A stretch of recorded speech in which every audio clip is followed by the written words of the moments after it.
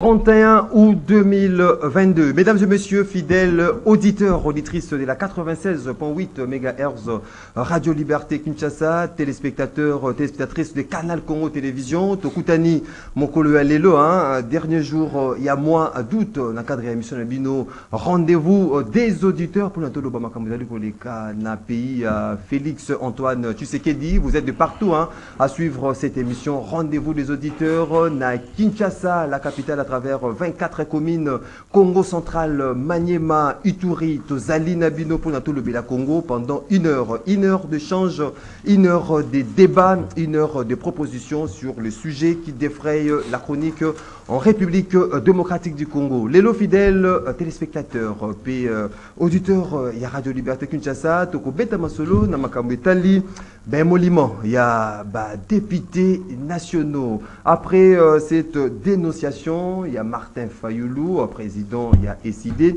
où il y a sali révélation et que députés nationaux, Bazali, pour toucher 21 000 $ américains par rapport il y a à crise de population qui vivre dans la pauvreté vraiment extrême avec les fonctionnaires de l'État, c'est vraiment éhonté. Kanisi était député à Kokakosimba à 21 000 $ américains. Tomeka qui a approché certains députés nationaux qui nous affirment qu'un député national touche 14 millions de francs congolais, ce qui équivaut à 7 000 $ américains. Qui dit vrai, qui dit faux par rapport, il y a un monument, il y a députés nationaux. Mais également au cours de cette émission fidèle, téléspectateurs à Canal Congo Télévision, Tokobeta Masolo, Namakambetali, banditisme urbain dans la capitale ville de Kinshasa. On a vécu récemment, on a différentes communes, morts, il y a un affrontement. Il y a des gangs au Bengi communément à Kuluna au Bazali qui ont créé terreur et désolation. Il y a certaines communes dans la capitale Kinshasa où il y a eu des morts dans la commune de Lingwala, dans la commune de Kalamou, dans la commune de Matete aussi, à Tchangou. Quelle est la politique au gouvernement, politique préventive pour danger et se reproduire dans la capitale Kinshasa? Comment mettre fin au banditisme urbain? On en parle ça avec vous, fidèles téléspectateurs à Canal Congo Télévision, puis auditeurs. Il y a Radio Liberté Kinshasa avec nos invités également sur ces plateaux. Il y a Canal Congo Télévision. Tozali Nandeko, Emmanuel Tshibambi, Oazali Moko, il y a un communicateur UDPS Tshisekedi. Bonjour et bienvenue, Ndeko Emmanuel Tshibambi. Bonjour, Ndeko Maxime Makabou. Bonjour, nos téléspectateurs, nos opinions surtout. Nos auditeurs, il y a émission Rendez-vous des auditeurs. Na PCP on a plateau Mboté, na banzi était débat et vous avez débat moko serein et surtout ils ont débat moko intègre. To boy raconter il y a un débat républicain comme de Gorélé à Maison Koloba. Il y a un lobby. Vous allez na ndeko Fabrice Pelende, président national et avenir du MLC, cadre au sein du MLC à Jean-Pierre Bemba. Bonjour et bienvenue ndeko Fabrice Pelende. Bonjour ndeko Maxime, na PCP Mboté na co-débatteur toujours comme dans mon plateau, équipe technique Mobimba, je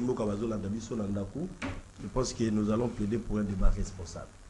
Ndeko Mike Mukebai, député provincial élu, il y a commune, il y a Lingwala, cadre au sein d'Ensemble pour la République. Bonjour et bienvenue, Ndeko Mike Mukebai. Mbote Ndeko Maxime. Ndeko Claude Ngoma, communicateur, cadre au sein de Nouvel Élan, Adolphe Mozito. Bonjour et bienvenue. Bonjour Ndeko Maxime, Mbote na débatteur na zuna bangoli solo ya solo la écolo na tongo ya lelo. Également na ngamba technique na moni Karine Bébé, la grande équipe eza wana pe na pesi bango Mbote, ndenge bandeko balobi toye ko solo la écolo et non d'individu. Toye ko solo la écolo et non d'individu. La production est assurée par Doudou Montiri, futur député provincial, il y a commune, il y a Mongafula. 082 33 à 33 749 082 33 à 33 749 des numéros beaucoup benga bopesa makanisi na bino to boko komela biso na WhatsApp.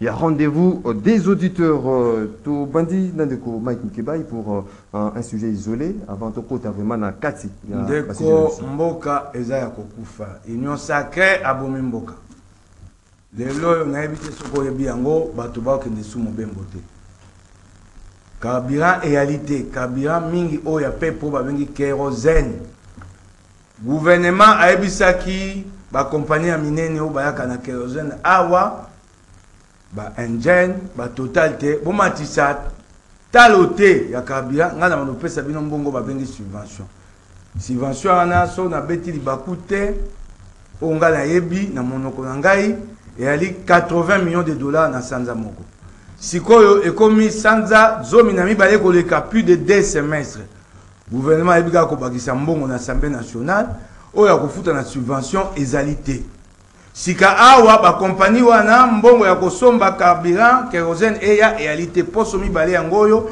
bato bazana oyebi temboka na biso mobembo tokendaka na pepo po nzela ya mituka réalité masuwa pasi nzela ya ngunduka ezalaka te ndenge toalibi bato bakangami na bamboka o akangami na kananga o akangami na mbujimai bayebi kozonga kisasa te tel le gouvernement zo opese ya na likambo wana te un gouvernement incompétent ndenge na koyebisa yo boye toyebi mokolo tokobima na crise wana te masuwa eye ekoya na 22 000 tonnes ekosia na poso moko poso kaka moko esili mbala mosusu mikotoko ya ekokotela biso su na mituka lokolo ekotela biso mikolo eleki nakosukisa boye yango wana mpona ko pesa bango etumu ngai moko esengeli nake mobembo j'ai été victime na yango nako bapamba te na sombi billet ya Congo Airways na keite na sombi ya CA na keite yango wana na fundi Congo Airways. J'espère qu'il y a tout na yebisi ba kongomani banson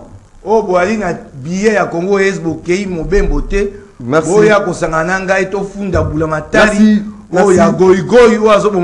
Merci beaucoup Nekoma Kimkeba et espérons que cette fois-ci au Kozwa billet d'Opé espérons que merci beaucoup Ndeko Emmanuel Chibambe. On va aller pour qu'ils aient bien entendu à Union Sacrée comme si il y a de tueurs croisés, UNC, FDC, une minute Ndeko Emmanuel Chibambe. Ndeko Maxime, merci mingi. Na une minute au Pessingaï, na ba sujet Baxelingaï. Bon, des guerres les alliés na Union Sacrée. Les alliés c'est une occasion pour moi également de rappeler, d'interpeller Baninga na sur UNC. Bati Kambutu Mbutu na kati ya Union Sacrée. Biso tozali na kati ya Union Sacrée, tozali obe na mokonzi moko wazali Félix Antoine Tshisekedi Tshilombo. Na ngonga oyo tozali à une année ya élection, il y a plusieurs cerveaux en ce moment qui réfléchissent comment est-ce que tu vas faire élire Mokonzamboka en 2023. Pour te PCP majorité confortable, pour éviter ba imbroglio to yego mona na Union Sacrée neti ba ndeko maki mukeba ba na kati ya Union Sacrée en même temps ba tumbaka Union Sacrée pour éviter bilon en 2023. Il y a un monito singa ba ndeko UNC ba zonga na raison ne ba lobaka. Hein, ça ne sert à rien de se tirer entre nous tout qu'on sort. Il y a comparaison dans FDC. FDC est parti membre de l'Union Sacrée. Le rôle appelé Bango dans l'Union Sacrée. C'est donc une comparaison. FDC a Azamwa l'économie par rapport à UNC. Ça, c'était un secret de polichinelle. Même Yomu Pansangoyebi, qui FDC a FDC a Azam député et Belé a 121 élus. Azam a 41 députés nationaux. Azan a 70 députés provinciaux, on a 10 sénateurs. Tandis que on a soit UNC, Baza na 14, on a 15 députés nationaux, Baza na 12 députés provinciaux, on a un sénateur. En termes de pro-rata, le pro-rata, on a un code part politique au Union Sacrée, FDCA à Zalikolo. C'est pourquoi moi je demande à l'honorable Vita Kamere de pouvoir rappeler les lieutenants à l'ordre. Merci beaucoup. FDCA et Zali moi l'économie papa UNC. Merci beaucoup. Merci beaucoup. N'avance à rien, bah débat mon stérile et intéressant aux autres cette chose. Merci beaucoup Emmanuel Chibambe, Claude Ngoma. Très bien, merci beaucoup Maxime. Nazo senga awa soutien pe bapesa ba logistique na ngambo ya la police. Nous sommes face à un gouvernement totalement irresponsable et dépassé. Parce que Bokoki comprend que la police nationale, il y a Congo, logistique ezati, Mituka ezati, escadron mobile, il y a 4 districts, il y a ville province à Kinshasa, milinga ekoko kendata kolanda moto te. La police a travaillé dans des moyens très limités. Donc, des moyens de bord. Kobanda, na logistique, te na le foutami na bango. Moto ko c'est la drapeau, azana na assurance médicale te. Prise en charge médicale réalité. Teni yerakate. Tala modèle la police a sal. Azo travaillé dans des moyens très limités. Mais dans le gouvernement, aux hommes on a palissade de kei, tala ba cortège à ba ministre. Talaba Prade de Zali, mais capable de doter la police n'a pas moyen.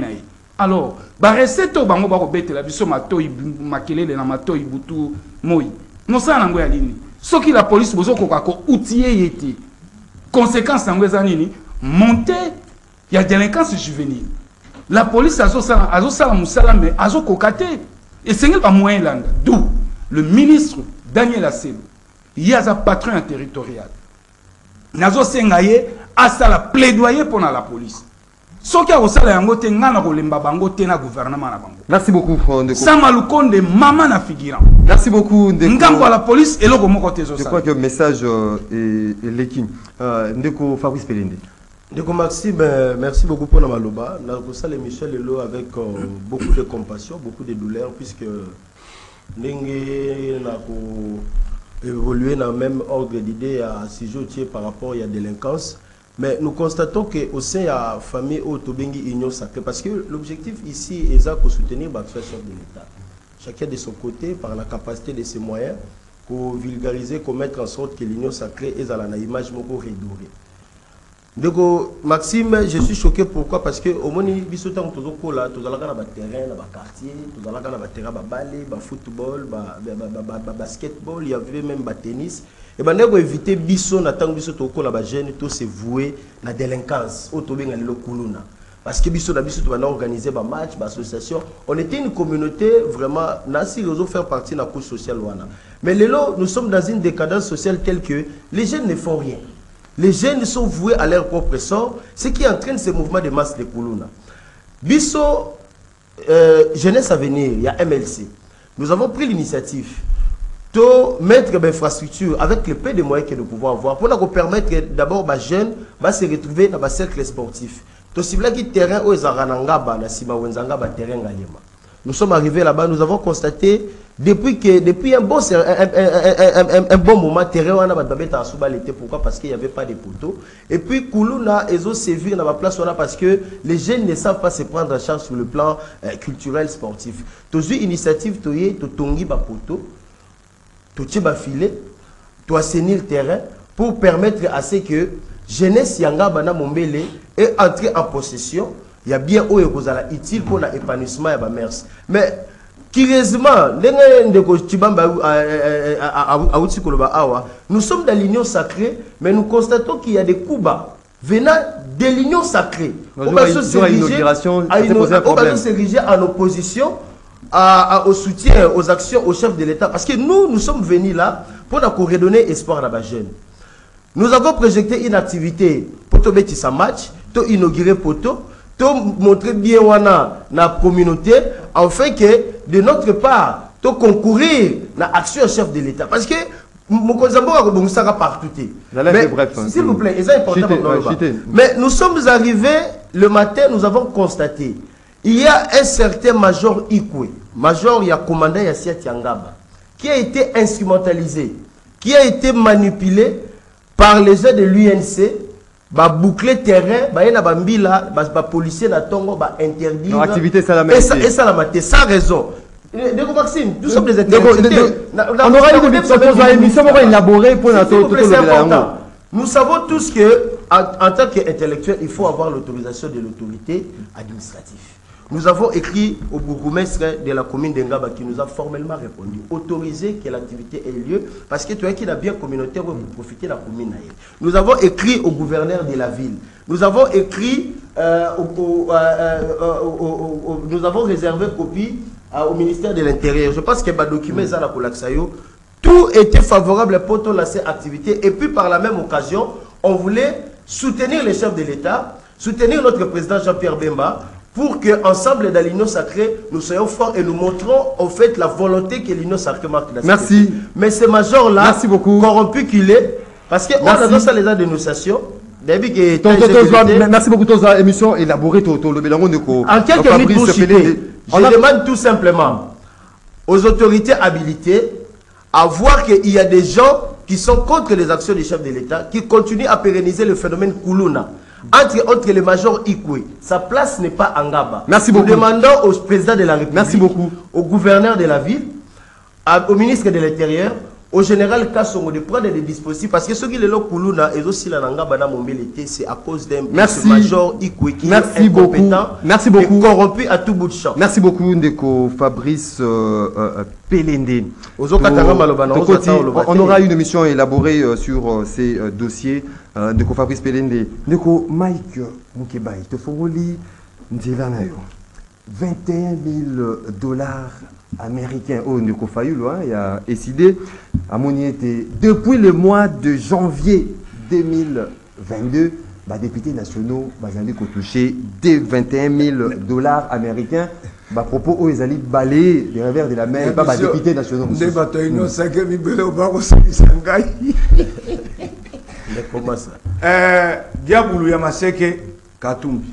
Il est monté biso to bebisa. Siko o boko so na kati na bino ba santé uti wapi. Na bino pe na kati. Ah limbisa kasite. Ah biso nde Diaboulou Yamaseke. Siko INC. Ah biso ba Diaboulou so ba na kati na bino. Bana moko. Ya mibale. Na yo ki olobi pour ça Moussa faire élire le chef de l'État. Qui kana kena lomba. Mosala ya kobongisa mboka te kaka objectif faire na lobi biso parti politique yo le objectif faire élire mosala boko sa te wapi 145 territoire obo baite projet phare ololo bayali poto bongisa mboka nano te tolingi tozala lingomba iyensatika tosola pour faire élire résultat eloko pamba na osukisa ndeko koyela biso makoma mike wana te terrain ya bapoto le Congo a de sérieux problèmes. Ah mais il faut commencer. Mon salaire il y a union sacrée en Guanate. Wana ba biloko bato bako sa pona kosa pana. Ce sont les accès sociaux individuels. Pour catégoriser, pour généraliser, t'es honorable s'il vous plaît. Oh bon kosa bana kisasa. Bali bato ba bala kisate bako bongisa ke to kei malé tozongi na motuna mboke ko bonga mbonga bula matali. Bula matali sa misala. Siko maele na siko mabe toke to yibi mbongo toko yiba yango de to ko sa misala non. Tia bonga bula matali sa misa moto akongo sa musa bongo ata eloko liboso bobo musa misa bula matali wa binote poto eza soko $1000 qui dit vrai qui dit faux na makosaka bato sikoyo na bina likambo ya $21,000 liboso na ba $21,000 na pesi ndeko na ngai longo ya ndenga kote ba tampulushi ba kofuta mabe aobi makambo ya cortège nga na vandaka na Rwanda de 2003 2005 Kagame na yede so makambo ebongo na mboka na ye akotambola mituka mini awa so Félix azolika okotema banda 11h 12h pour mon ami tukani so ndeko kosila tala molongo Kagame à l'époque je sais pas si ça a changé 4 véhicules son véhicule et 3 véhicules Kagame mboka ne utaki bitumba il y avait un problème de sécurité dans son pays sika obelika ma $21,000 nga na yakolo balika $21,000 et si vous allez wana ndeko nani wazaki wana ndeko jamais da eli ya kobomba te na habité motinda mi député national azwaka $21,000 na ko so ba les députés ayebisu yo quoi ko bakabilo ka bongo ta yemo j'ai appelé personnellement les députés provinciaux on va confirmer bazali de pousser 14 millions c'est vrai qui dit faux abino ko ba qui dit fauté pour que ndako so ka biloko bato te on pandisa ngo kumba yango benga ya ko lobawa azali wapi amotinda mi bafundi bango te bako zambongo eleke belé yo nde siko komi molobeli na bango qu'ils viennent non les députés ali moto musala la transparence la transparence doit s'installer et que utana assemblée nationale na assemblée provinciale pour basinzeli ya liboso ya mbongo bulemata libango siko ya bombani azotinda malobe pa na yo po ekoloba yango aya yemo na journaliste musala il a confronté na yo na lobi na oboye ye moko pe aya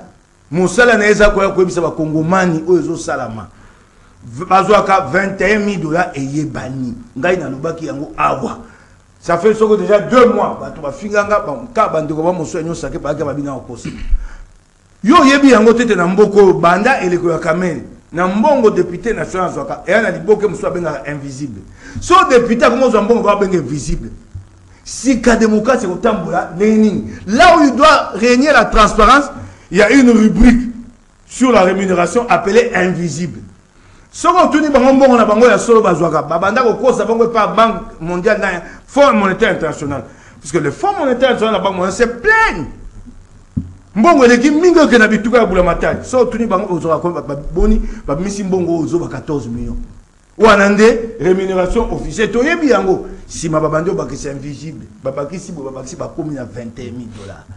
Donc pour le mois de janvier. Nabi na yo banda banda oyebi mabunda teke bango na moto ya boni Pour le mois de janvier 2022. et babandi ko banda ko zo yango pas pour le mois depuis le mois mabunda teke bango na 10 000 $. Okoyeba mabunda na bokonza babaka ba teke bango 10 000 $. Ozolo baka oya ya ba député national c'est là na sisa tozo be ya mikonyo so ate kabunda za ozo plus de 200 000 $.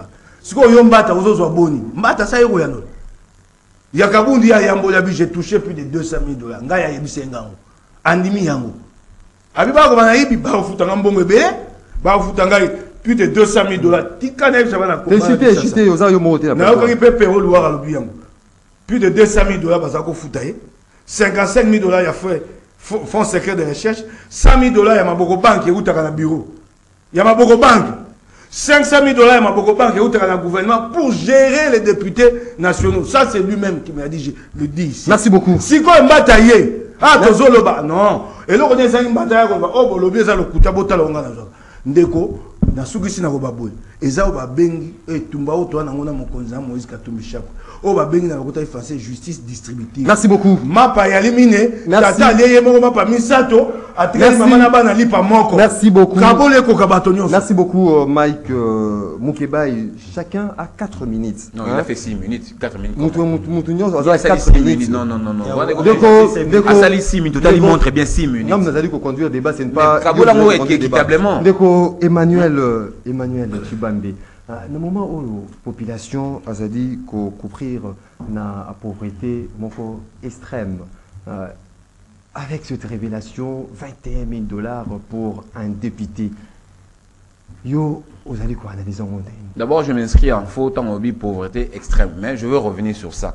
Je voudrais ici lancer un message dans le commandant du district Yamoamba, le colonel Freddy Lifenge.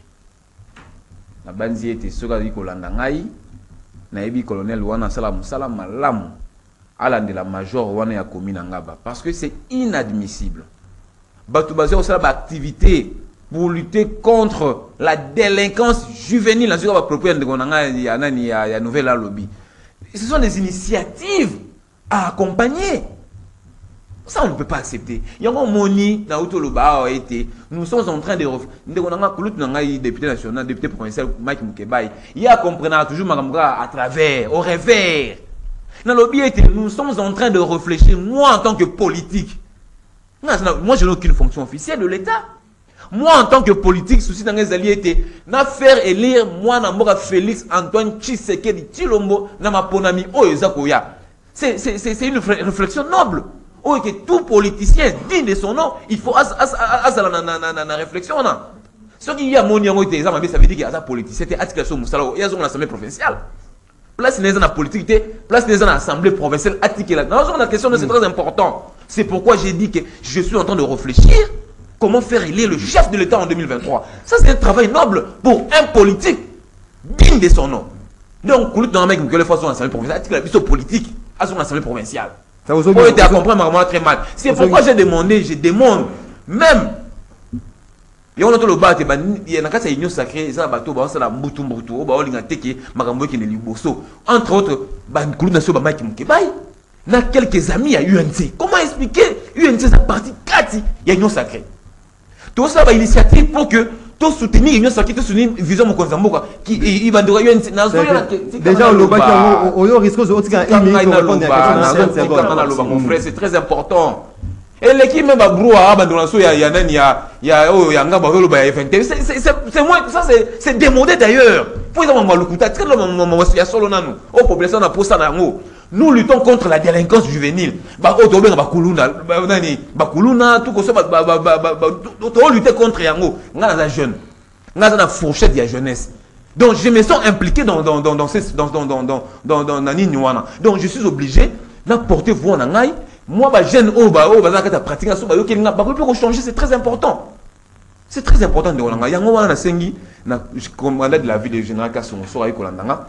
Na commandant ya district ya Luku ya Moamba, le colonel Freddy Lifengi. Ala la major wana ngaba. Tokotika likambo te tokenango jusqu'au bout. Et puis tokoye baba nani bazaki ba commanditaire pour que il y a pas sa activité ça mananga ba. Maintenant pour revenir na question na yo. Ndeko na ngai. Nasi na loba eloko mbale belé. Kulutu nanga député national Martin Fayulu. Makambo ya ikoloba, même ba congolais na minute basi ba lembiye. Kuluta vanda mona monique azo disparaître na scène politique, actualité zate, il faut azo nga rebondir na ba masolo ya lokuta. Et moi je les conseille ma propos ezali ko enfoncer encore davantage na gata libolo. Azo risquer az la pena effacer totalement en 2023. Na ba masolo ya lokuta. Yé place na ezali na Assemblée nationale. Oui, puis l'on lobby. Ce qui a zalé ko siéger na case Assemblée nationale et il peut son corps et puis âme. Ezali makamba lokuta. Bateau bazwa mbongo et puis makamba lobby on oui ba député bela ma famille na bango et créer bon problème. Lui en tant que responsable et non politique a pas tenir ba propos en até. Merci beaucoup. Non ndeko. Merci beaucoup. Non, Ndeko Maxime. Merci beaucoup, Emmanuel. Non, Ndeko Maxime. Non. Merci beaucoup. Non, Ndeko. Comment on a parole à 3 minutes pour vous avoir mis sur 6 minutes? Ils ont arrêté, Ndeko. Ndeko Claude, la question est pour des frais chroniques sur Moliment et les députés nationaux. Ndeko Nangai, l'État Moïbi, l'État Moïbi. Oyo amoto bengaka injustice sociale. Honorable Mike Autiko la Kisabino Angwa Sembo. Banque mondiale na FMI bazoko coincé, coincaka toujours régime na o Italie finance publique. Ndenge ni boko la misolo ekolo. Mais justement bango ba eko trouver ba stratégie mususu pour ba kosa. Banque mondiale FMI na ko kolobake salaire ya député ali $7,000. Mais dans les cas où on a invisible, ndeko nangai, li solo oyo soto za ina paye eza sérieux. Banquette ngoko banda déjà. D'abord ba député bango moko incapable ba définir biso invisible et lobini.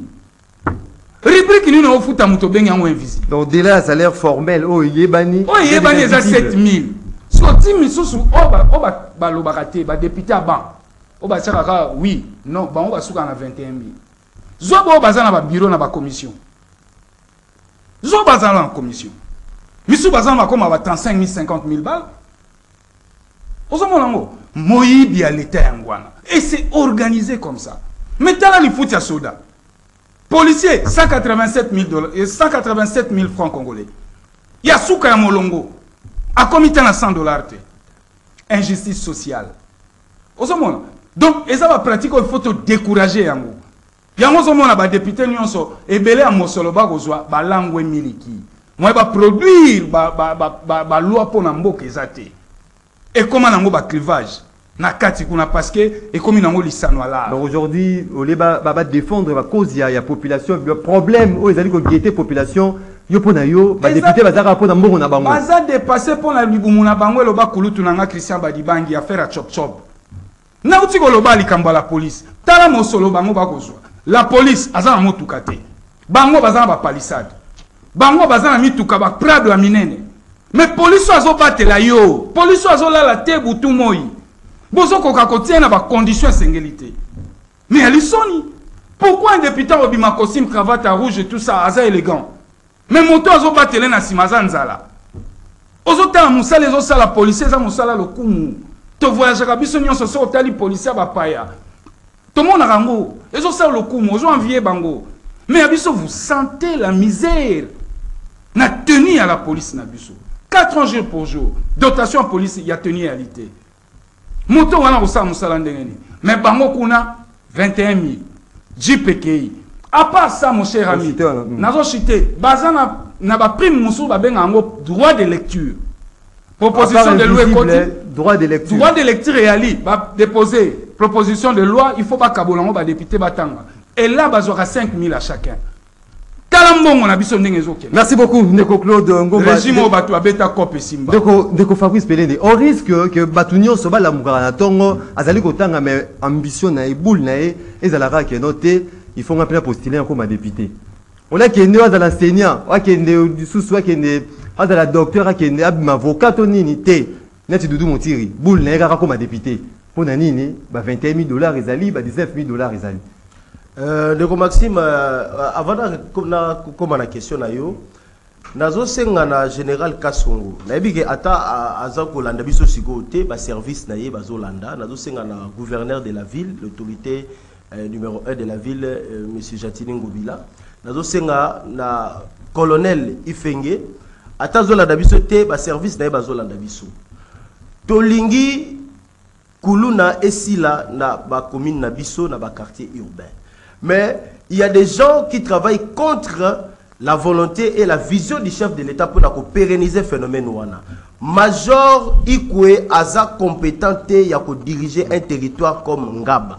Nazo senga na général Kasongo qui a toujours servi le chef de l'État à travers ses idéaux, sa vision, à mettre la main sur ces majors. Il ne servit pas le chef de l'État, il servit la République. Qu'on réduire rien pour le chef de l'État, mon cher ami. S'il vous plaît, c'est similaire. Il travaille pour l'État. C'est la métaphore. Vous comprenez? Nous avons l'autorité de l'État qui est le chef de l'État. Nous servons tous sous la bannière de la République, mais au nom du chef de l'État. Ce qui évite le cas pour Yeba.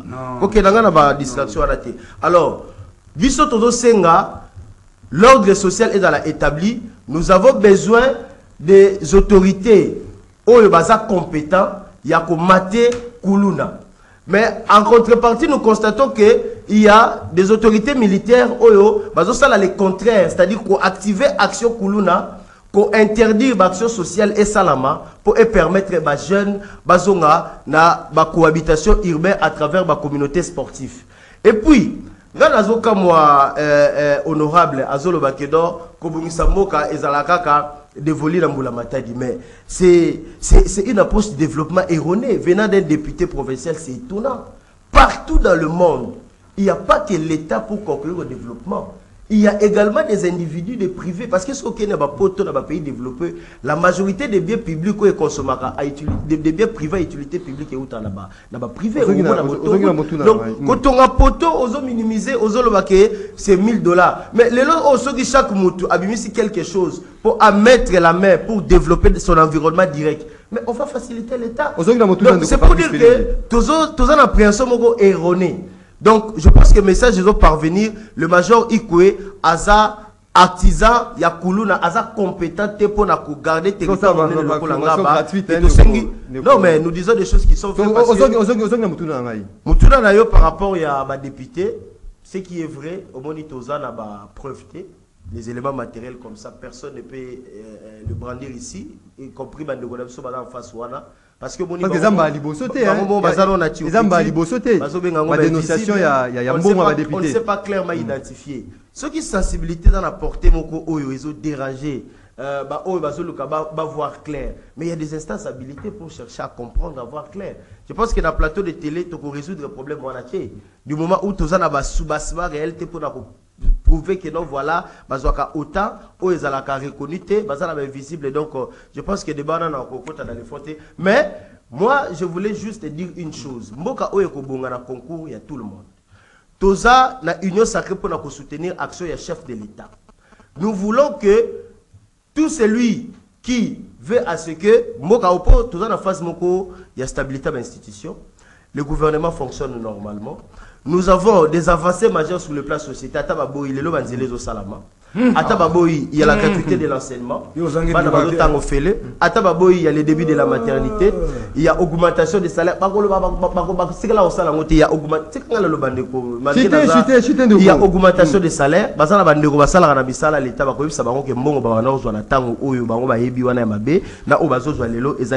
Merci beaucoup. Volonté sociale, on est salami dans 3 ans. Donc, c'est pour dire que ils ne verront que le diable partout. Merci beaucoup. Et c'est étonnant, ils ont partagé dans la union sacrée. Ils continuer à si les gens ont marmite et jeter le boulet. Ils ont dénoncé malhonnêteté. Il y a quelques-uns. Il y a UNC. Merci beaucoup. Surtout au bazar dans le secteur Yangaba. Merci beaucoup. La prestation pour soutenir mon merci beaucoup Fabrice Pelende. Na dernier virage avant de prendre ma réaction. Il y a Mboko Bazali Kolanabiso. Deuxième sujet, Ndeko Claude Goma Moutou Ako Ofongola Ndela banditisme urbain. Tous allez compter, tout comme compter ba mort. Tournoi et betama na yolo kuna mutakufi. Et betama na circonscription électorale de comment mukeba kuna mutakufi. Et que na changu matete ba bazali kokufa. Kuluna et mati makasi. Déjà le lundi, Ndeko Silvano Kasonga qui représentait et pas gouverneur de la ville, plus de 800 jeunes Kuluna, parmi lesquels 61 mineurs. Est-ce que politique nini l'État pose à Nango pour prévenir pas danger ou comme comme difficile de circuler na ba minuit na ba 23h na certains communes il y a capitale Kinshasa. Ndeko nanga na mokuse na kolobe ali désorganisation ya l'État. Responsabilité ali bosso ezoko kweya na moto ya l'État. L'État ali organisé té. Tant on a vu l'État ali organisé té na ko pesa bino bilembo. Baterrain nyonso ya bale ya ville province à Kinshasa bateka. Lelo to ali na vacances baterrain nyonso et comme ba début de boisson. Ba bengi yango kermesse. Responsabilité ngobila. Na ba jeune na ekozwa ba ministre o bazoko s'occuper spécialement na ba secteur ya ba jeune. Bango mi balé ba figurant. Serge Konde, figurant, dépassé complètement. N'a pas raté ce qui est fait à Betaraba, l'État et à Bapoto, à Mikeneti Bissoto Beta. Oh, monsieur Sazali, na jeunesse et nouvelle citoyenneté. N'a évité ce qui va outer. Mon politique a récompensé. Vous pensez bord, vous récompensez, va pire petit. N'a biso Maxime, biso tozala bana Miken na Mboko. Tozali na activité, tozala sala. Colonie à vacances, tant que tu allais ba petit, tu vas au kende scoutisme. Bazo encadré biso, bazo occupé biso. Tant que tu allais ba petit to kende quoi rouge. So ke babiloko wana te okenda pi fikine ya lakia. Lelo babiloko wana nyonso ezalaka suste. Nyonso ezalaka te hors jeunesse, pas simbalichette te abandaka kuna na se. Mais lelo eyei e komina pasi e matisani. Yango zo mona lelo tozo kokate. Lelo tozo kokate et encore t'as la désorganisation à l'État. Masanga oya makasi ya whisky et comme il côté kamaneti nguba partout biso na Congo to ebaka yango te. C'est ça la responsabilité de l'État. Pourquoi? Parce que tous ces endocs pakistanais ba na cop na bato ba na bazo gérer biso. Et lo ko ni négociant ba interdire masango wana ba plastique. Ba interdire yango.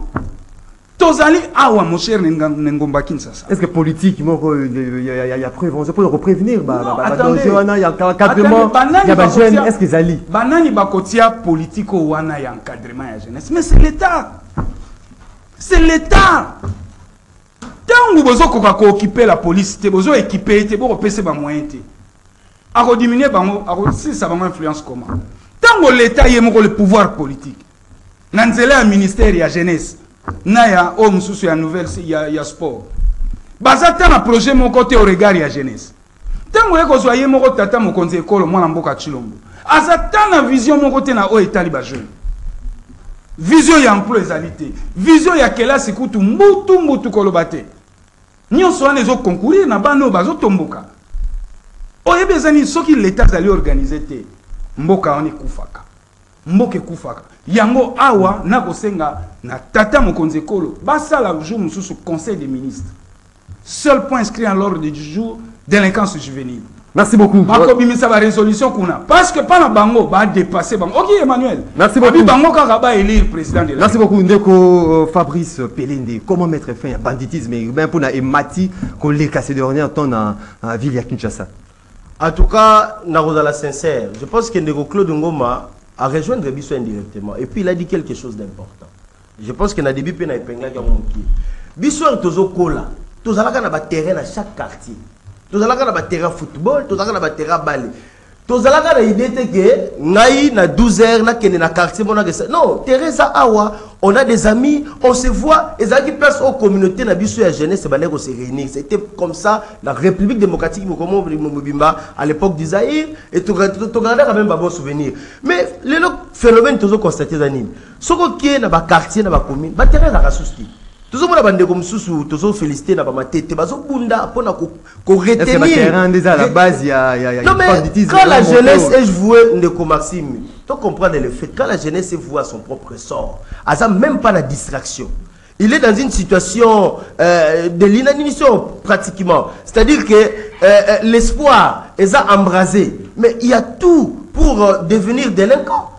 Les lois, ce qui est dans le quartier nabiso. Maintenant, tu as constaté que ceux qui coulent sont en hausse parce que les jeunes n'ont pas des agglomérations culturelles, sportives qui permettent de passer temps à Bango. Il y a quoi apprendre ce qui est mieux pour développer leur mentalité, développer leur intellectualisme. Maintenant, le gouvernement va accompagner justement, le problème politique ni gouvernement. Nous sommes dans les actions pour aider les chefs de l'État à Kende Liboso. Nous avons le cas d'espèce Yanga. Tu as constaté que individu, mais l'État est pas à poser d'action. Mais l'État peut faire, mais le privé aussi peut concourir pour la utilité publique. Nous avons un exemple. Si tu es au petit terrain, tu es dans pote dans la raté.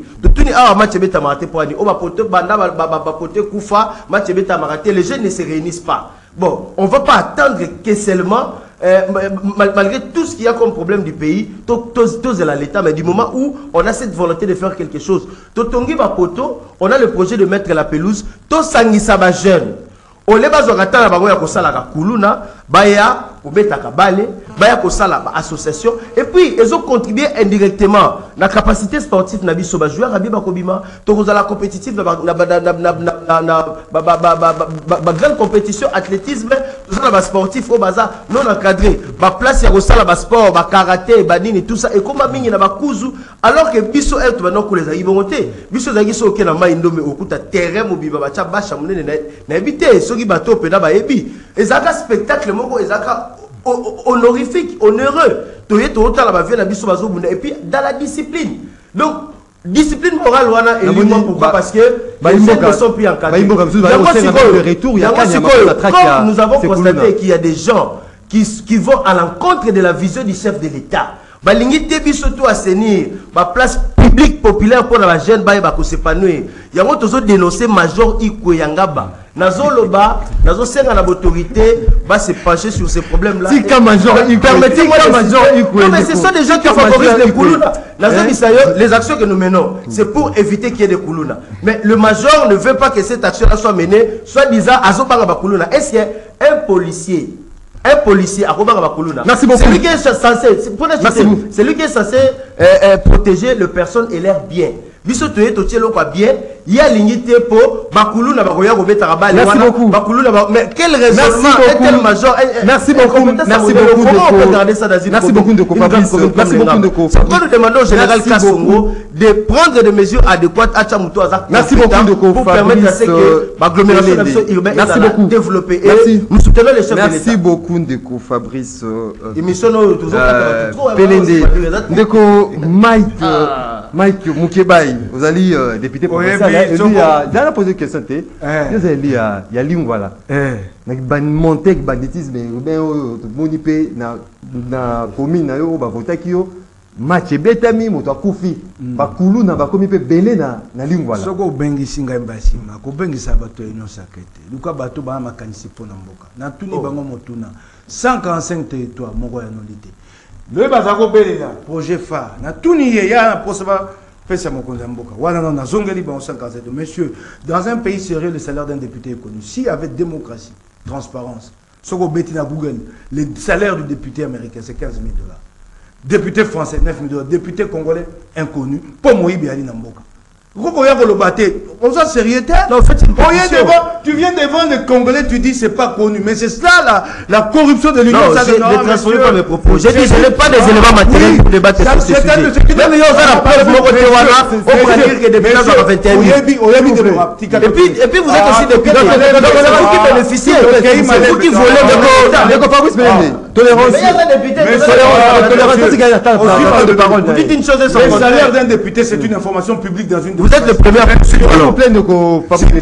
c'est l'Union sacrée qui est au pouvoir. Le salaire d'un député est une information publique. Vous touchez combien?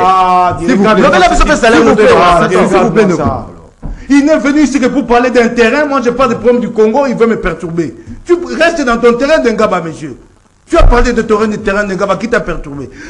Démocratie sérieuse. Les revenus d'un député, du chef d'État, est une information publique. C'est une information publique, je n'ai pas à la chercher. Ce qui m'a bombi, on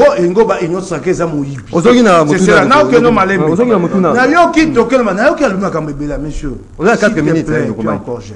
Makambozo, les Kinois sont en train de se banzer combien de kilomètres? Quand on a lingwala 50 mètres à Kalembele, mais ça fait un mois. Banda banda bongisa on a mouchina basi cité. 50 mètres, 100 mètres, Wangata, Wawa, Tobi Manona Simona Loboko. Comment Oye Penza Bofongo, Libizo, Sabatino, les autres Batonga, te Balobi, Tokono Malem Baba. Soyez honnête. Monsieur, Batongi 8 km à tel endroit. Batongi 20 km. Na combat na makamba. On tire à 30 secondes pour c'est important Sungonga. Alors, maternité, vous êtes désiré sans ça. Vous parlez de maternité. Le processus le plus important pour qu'une femme accouche, c'est de le prendre en charge pendant la grossesse. C'est la consultation prénatale. Une femme arrive à la maternité avec des complications. Elle va mourir. Ou le bébé va mourir. Vous n'assurez pas tout ce processus qui est très sensible. Informez-vous. S'il te plaît, monsieur, s'il te plaît. Gratuité. Mais la gratuité a produit des effets pervers. Plutôt que de résoudre les effets pervers. Surpopulation dans les classes. Non, gratuité. Non, il y a des effets pervers. Les classes sont passées de 30 à 120 élèves. Un gouvernement responsable, Bakoye Bissapino, Bokende, Boloba, de 120 élèves, voilà les solutions pour le 12 mois, les 24 mois. J'ai bouclé vos conneries que vous racontez ici. Je n'ai pas dit ça.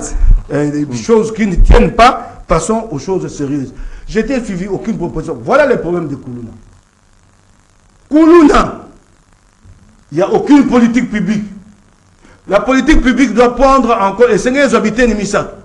Et il y a des prévention. Et il y a des répression. Et il y a des réinsertion sociale. Je n'ai pas vu ça chez vous. Et il y a prévention. La prévention, c'est un peu sont des condamnés à Zoloba. Vous laissez les boissons frélatées circuler. Le Tokoba est un biscuit nyonso. Ce qu'on connaît, baba na biso na lingwala, okuta na bumbu, okuta bateka ka bazododo, bana benga ngo wika. Na tous les coins de la rue, kaka bato bomé na lingwande na mo mpuluche ko benga na bango, le ba kozonga. Comment mettre fin à ces minutes? Pour ça va mettre fin, on t'a dit un processus à 3 étapes, je suis en train de déployer, de développer comment mettre fin. Mais c'est ça. La prévention ezosenga le Tokoba comme otekate ba terrasse na moi. Maman terrasse mo bisinga le Tokoba tembo na malamu ko lika masanga mindeli.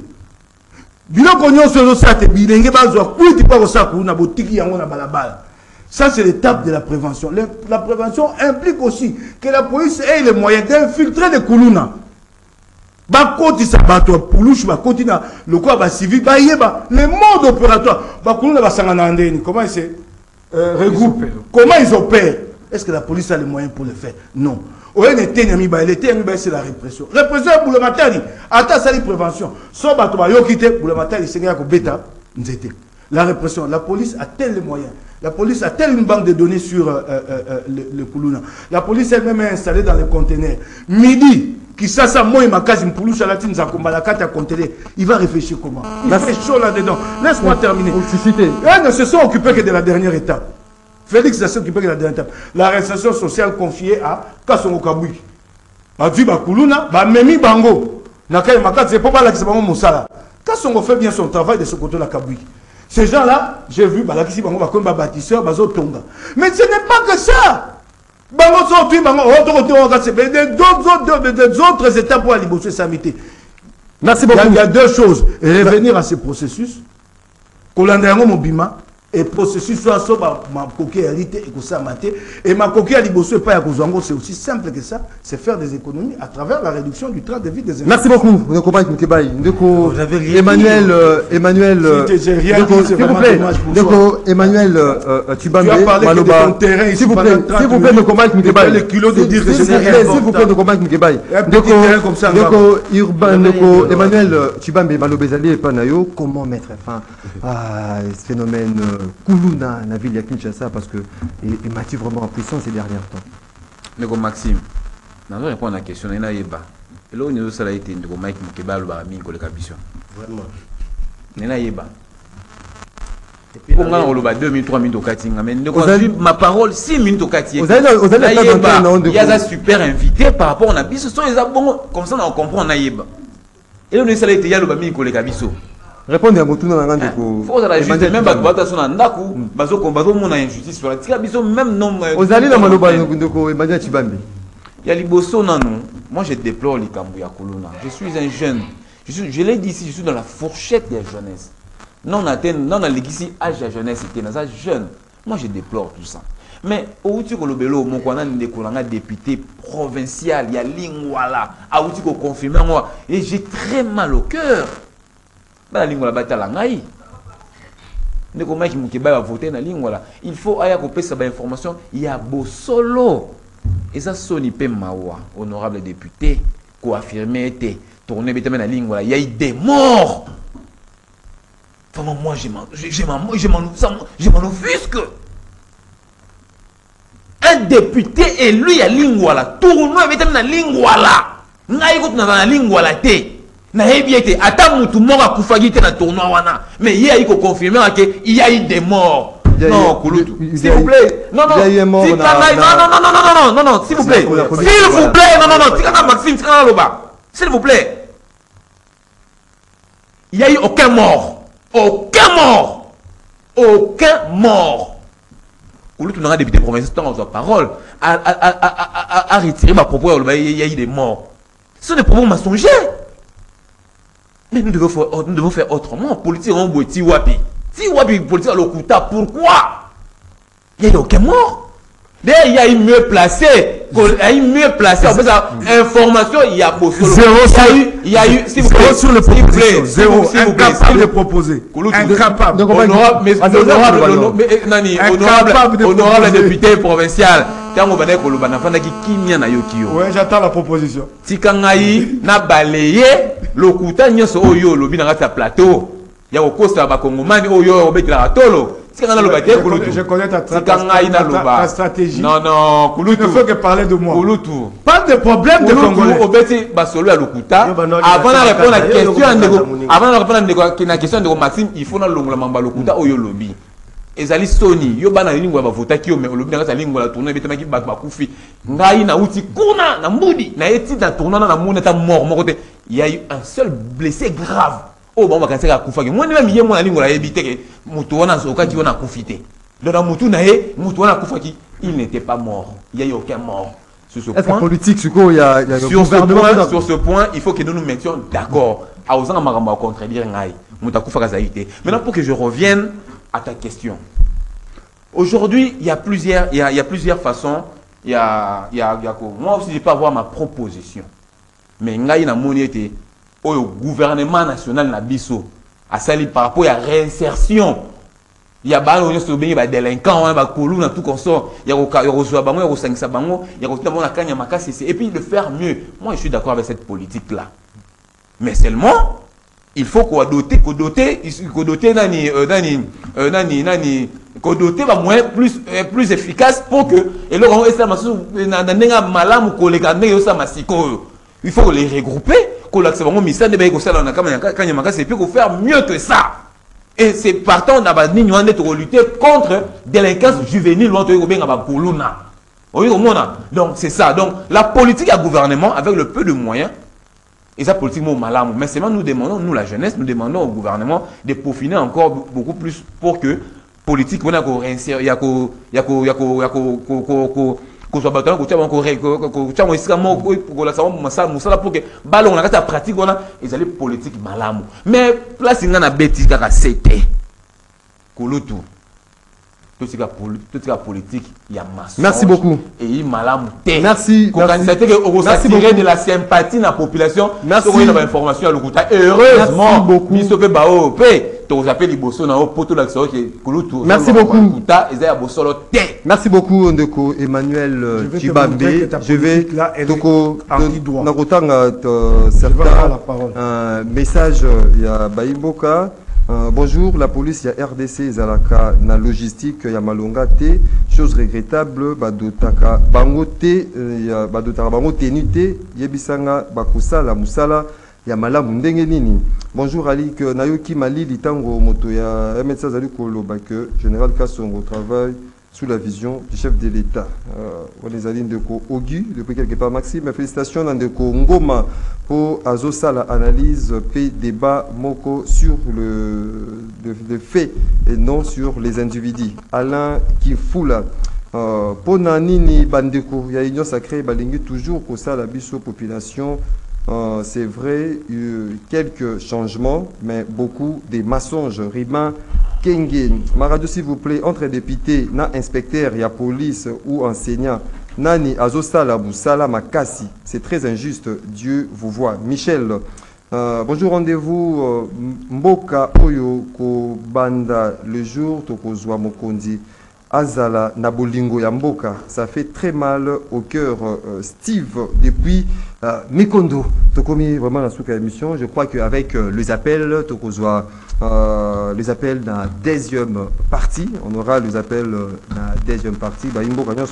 On va conclure avec les invités. Vous aurez une minute à chacun pour clôturer l'émission. Nabiso Ndeko Mike Mukibai.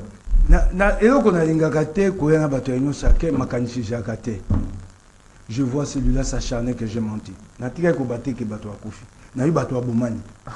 Façon de parler. Je l'ai dit ici, je reviens. Je n'ai jamais donné un nombre de morts ici. Façon de parler, il n'a eu beaucoup. Et puis, messieurs, tu n'as pas de proposition. Comme la coalition. D'abord, ce qu'on y habite, mon temps beaucoup y voilà. Quand je parle de réinsertion sociale, cette réinsertion sociale, on devait faire ça, c'est illégal. Ça viole la loi. Parce qu'on prend le Koulouna, Balongo, il y a beaucoup de justice. Il faut que les forces le dire. Si nous nous encourageons, c'est parce que c'est au moins une solution, mais c'est une solution extrajudiciaire. Elle sort du cadre légal. La loi, face au Koulouna, le Koulouna est un délinquant, il doit être sanctionné. On ne peut pas l'envoyer à la réinsertion sociale sans commencer par le juger. Ce qu'on y a bien côté.